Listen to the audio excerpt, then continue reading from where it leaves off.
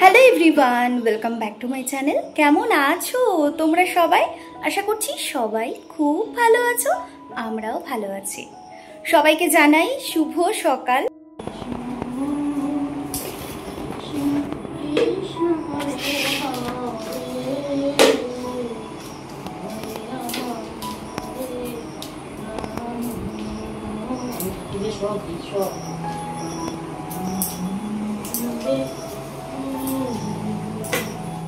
বাড়িতে এলেই প্রতিটা দিনই সকালবেলা এত সুন্দরভাবে শুরু হয়, আমি মুগ্ধ হয়ে যাই সেই ছোটোবেলার একই দিনগুলো ফিরে পেয়ে।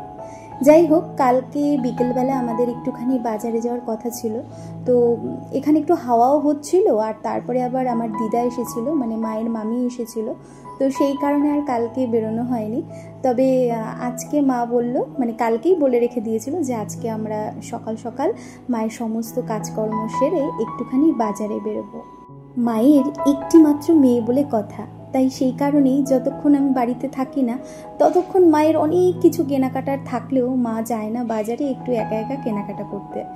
তো সেই কারণে হয় কি, যখনই আমি বাড়িতে আসি মায়ের আগে থেকেই এটা ঠিক করা থাকে, মেয়ে আসলে পরেই মেয়েকে নিয়ে গিয়ে এই লিস্টগুলো কমপ্লিট করব। মানে টুকিটাকি কিছু থাকে না, ঘরোয়া জিনিসপত্র কেনাকাটি করার, এগুলো থাকে। তো সেই কারণেই আজকে সকাল সকাল রেডি হয়ে নিয়েছি। শুধুমাত্র চা খেয়েছি, বুঝলে, এখনও কিছু না খেতে ইচ্ছে করছে না, শুধুমাত্র চা খেয়ে রেডি হয়ে নিয়েছি যে মায়ের এই পুজোর কাজটা মিটলে পরই মায়ের সাথে একসাথে আমি আর মা বাজারে যাব। তো সকাল তো অনেকক্ষণ আগেই শুরু হয়ে গিয়েছে, ঘুম থেকে উঠেও পড়েছি, বেশ খানিকক্ষণ হয়ে গিয়েছে, ওই 5:45 নাগাদ ঘুম থেকে উঠেছি। কিন্তু আজকে এখনও পর্যন্ত চা ছাড়া কিছুই খাওয়া হয়নি। সত্যি কথা বলতে খেতে ইচ্ছে করছে না। মা রুটি করেছে, আলু ভাজা করেছে, আর বাবা দোকানে চলে গিয়েছে, মা গিয়েছে এখন কাকিদের ঘরে। আমি এখন রেডি হয়ে নিয়েছি, তো তোমাদের সাথে কিছু কথা শেয়ার করতে আসলাম।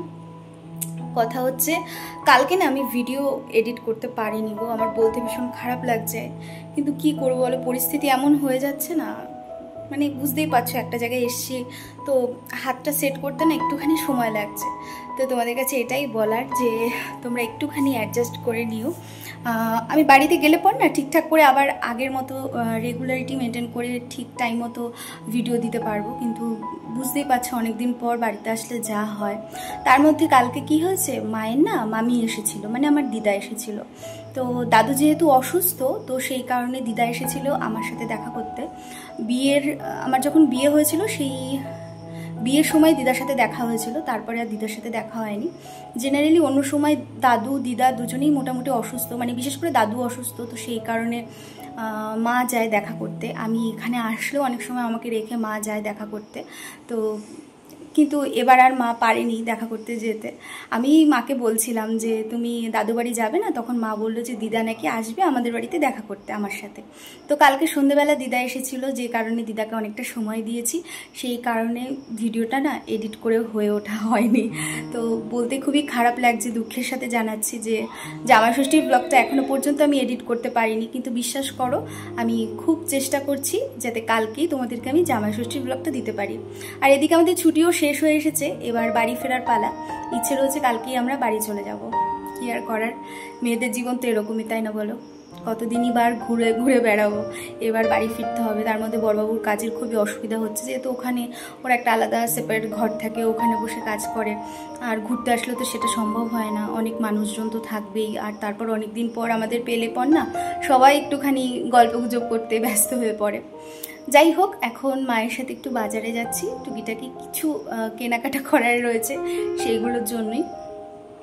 চলো, এই হচ্ছে আজকের আপডেট।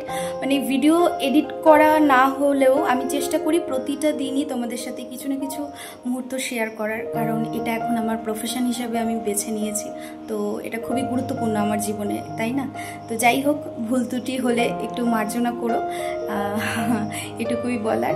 তো তবে চলো, আজকের মতো এখানেই বিদায় জানাচ্ছি। তোমরা সবাই খুব খুব ভালো থেকো, সুস্থ থেকো। তোমাদের সকলের সাথে দেখা হচ্ছে পরবর্তী ব্লগে। ততক্ষণের জন্য তোমাদের সবাইকে টাটা।